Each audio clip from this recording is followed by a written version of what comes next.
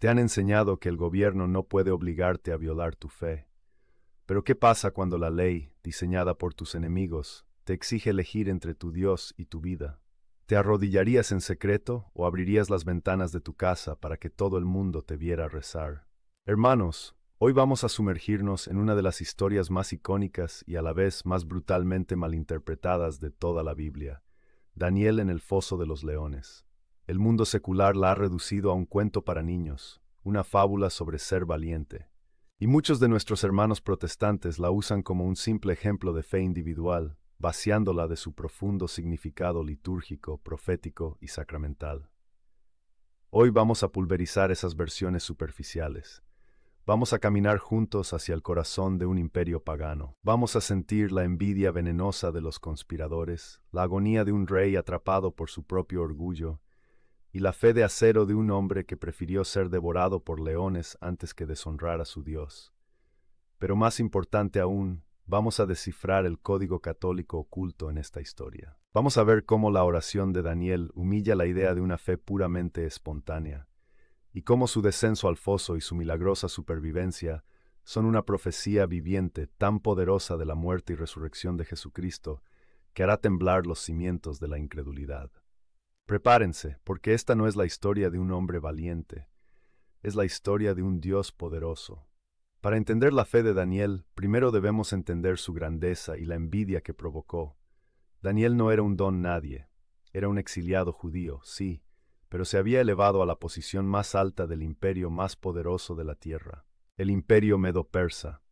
Era uno de los 3 presidentes que gobernaban sobre 120 sátrapas. Y la Biblia nos dice que era tan excepcionalmente bueno en su trabajo, tan lleno de un espíritu superior, que el rey Darío planeaba ponerlo sobre todo el reino. Imaginen eso. Un extranjero, un adorador de un Dios invisible, a punto de convertirse en el segundo hombre más poderoso del mundo. Y aquí, hermanos, es donde el veneno de la envidia, la misma enfermedad del alma que armó la mano de Caín, comienza a infectar los corazones de los otros líderes. Los otros presidentes y sátrapas, hombres paganos, orgullosos, lo miraban y se consumían de celos. No podían soportar la luz de su integridad. La Biblia nos dice algo increíble en el capítulo 6, versículo 4. Entonces los gobernadores y sátrapas buscaban ocasión para acusar a Daniel en lo relacionado al reino, mas no podían hallar ocasión alguna o falta, porque él era fiel, y ningún vicio ni falta fue hallado en él. Detengámonos aquí. Su vida era tan irreprochable, su trabajo tan perfecto, que sus enemigos, después de una investigación exhaustiva, llegaron a una conclusión que es, en sí misma, el mayor de los elogios.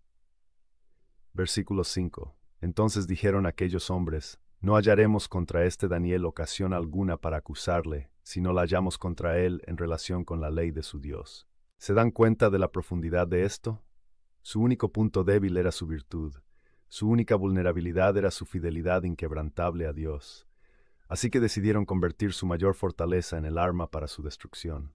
La conspiración fue diabólicamente astuta. Fueron ante el rey Darío, no con una acusación, sino con un halago. Le propusieron crear una ley que durante 30 días prohibiera a cualquier persona en el reino pedirle cualquier cosa a cualquier dios u hombre, excepto al rey Darío. Cualquiera que violara esta ley sería arrojado al foso de los leones. Era una trampa perfecta, diseñada para apelar a la vanidad del rey. Y el rey, ciego de orgullo, firmó el edicto. Y la ley de los medos y los persas, nos dice la escritura, era irrevocable. Ni siquiera el rey que la firmaba podía anularla. Ahora pónganse en el lugar de Daniel, un hombre de más de 80 años. Ha sobrevivido a la caída de Babilonia. Ha servido a reyes paganos toda su vida con una fidelidad intachable, y ahora una ley diseñada específicamente para matarlo es proclamada en todo el reino. ¿Cuál fue su reacción?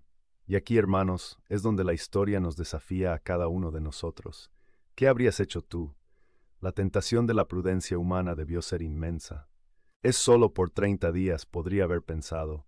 Dios entenderá, puedo rezar en mi corazón, puedo cerrar mis ventanas, puedo ser discreto, sobreviviré a esto y seguiré haciendo el bien en el reino. Esa es la lógica del mundo, la lógica de la supervivencia, la lógica del compromiso. Pero Daniel no era un hombre de compromisos, era un hombre de convicciones, y su fe no era un sentimiento privado y sentimental, era un acto público, disciplinado y litúrgico. Y el versículo 10 es una de las declaraciones de guerra espiritual más poderosas de toda la Biblia. Cuando Daniel supo que el edicto había sido firmado, entró en su casa, y abiertas las ventanas de su cámara que daban hacia Jerusalén, se arrodillaba 3 veces al día, y oraba y daba gracias delante de su Dios, como lo solía hacer antes. Analicemos la belleza y la audacia de este acto. No se escondió, abrió las ventanas. ¿Por qué?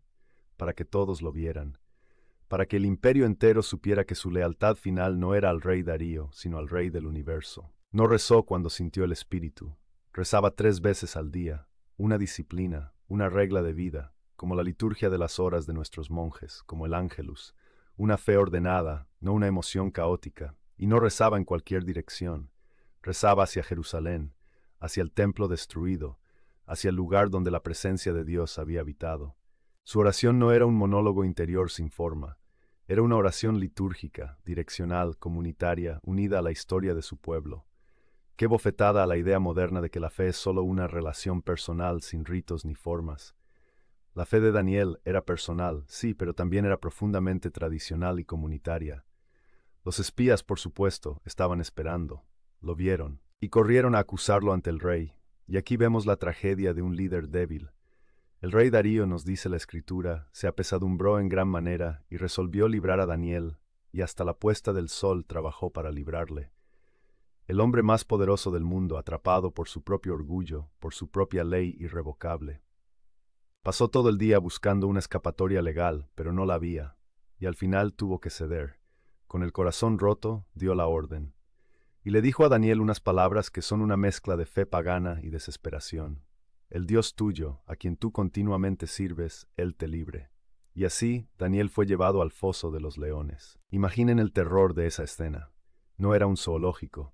Era un pozo de ejecución, el olor a muerte y a bestias salvajes, la oscuridad, el eco de los rugidos hambrientos, lo arrojaron, y una gran piedra fue puesta sobre la boca del foso, sellada con el anillo del rey y de sus príncipes, para que el acuerdo acerca de Daniel no se alterase. Hermanos, ¿no les grita esto una profecía? Un hombre justo, inocente, condenado por la envidia de los líderes religiosos y la debilidad del gobernante, entregado a la muerte, arrojado a un pozo oscuro, y una gran piedra, sellada por las autoridades, puesta sobre la entrada. Es una prefiguración perfecta de la tumba de Cristo. Daniel, en ese foso, es un icono viviente del Viernes Santo y del Sábado Santo. El rey Darío pasó la noche en agonía, no pudo dormir, ayunó, rechazó toda distracción, su palacio se convirtió en una celda de tormento. Mientras tanto, Daniel, en su propia celda, rodeado de bestias, estaba en una paz que el rey en su cama de seda no podía ni imaginar. Qué contraste tan poderoso entre el poder del mundo y la paz de Dios. Y al amanecer el rey corrió al foso, y con una voz triste, una voz que no esperaba respuesta, gritó: Daniel, siervo del Dios viviente, el Dios tuyo a quien tú continuamente sirves, ¿te ha podido librar de los leones? Y entonces, desde las profundidades de la tumba, una voz respondió, la voz de un hombre que debería estar muerto. Oh rey, vive para siempre. Mi Dios envió su ángel, el cual cerró la boca de los leones, para que no me hiciesen daño, porque ante él fui hallado inocente. ¡Qué momento tan glorioso! El ángel no mató a los leones, no los hizo desaparecer, simplemente cerró su boca. Fue una demostración de un poder tan absoluto, pero a la vez tan sutil. Dios no aniquiló la amenaza, la neutralizó. La victoria de Dios a menudo no es la ausencia de leones, sino la presencia de su ángel en medio de ellos. Sacaron a Daniel del foso, y la Escritura nos da un detalle hermoso, y ninguna lesión se halló en él, porque había confiado en su Dios. Su fe fue su escudo. Pero la historia no termina con el rescate. Termina con la justicia. El rey, lleno de una ira justa, dio una orden, y aquellos hombres que habían acusado a Daniel, sus enemigos, fueron traídos. Y no solo ellos, sus esposas y sus hijos también, y fueron arrojados al mismo foso de los leones. Y la Escritura describe una escena de una justicia terrible y veloz, y aún no habían llegado al fondo del foso, cuando los leones se apoderaron de ellos y quebraron todos sus huesos. Esto no es crueldad, es una lección. Es la demostración del poder mortal que fue milagrosamente refrenado para Daniel. Hace que el milagro de su supervivencia sea aún más sobrecogedor. Y finalmente el rey Darío, el rey pagano, se convierte en un evangelista. escribe un decreto para todo su imperio, para todos los pueblos, naciones y lenguas. Y en él proclama: de parte mía es puesta esta ordenanza, que en todo el dominio de mi reino todos teman y tiemblen ante la presencia del Dios de Daniel, porque Él es el Dios viviente y permanece por todos los siglos. Él salva y libra, y hace señales y maravillas en el cielo y en la tierra. Él ha librado a Daniel del poder de los leones. La prueba de Daniel no solo lo salvó a él, convirtió a un imperio. Su fidelidad en la oscuridad trajo a millones a la luz. Hermanos, la historia de Daniel es nuestra historia. Todos tenemos fosos de leones en nuestras vidas. El foso de la enfermedad, de la crisis económica, de la soledad, de la persecución. Y en ese foso tenemos una elección. Podemos sucumbir al miedo y a la desesperación, o podemos, como Daniel, confiar en que Dios enviará a su ángel para cerrar la boca de los leones. Y tenemos algo que Daniel no tuvo. Tenemos la certeza de la resurrección. Sabemos que incluso si los leones de este mundo nos devoran, incluso si la muerte física nos alcanza, la tumba no es el final. Porque nuestro Daniel Jesucristo, ya salido de su propio foso, ha vencido a la muerte para siempre, y nos promete que si confiamos en Él, nosotros también saldremos con Él a la vida eterna. Si esta historia te ha dado una nueva valentía para tu propia batalla, mira este video sobre las armas espirituales que todo católico debe conocer.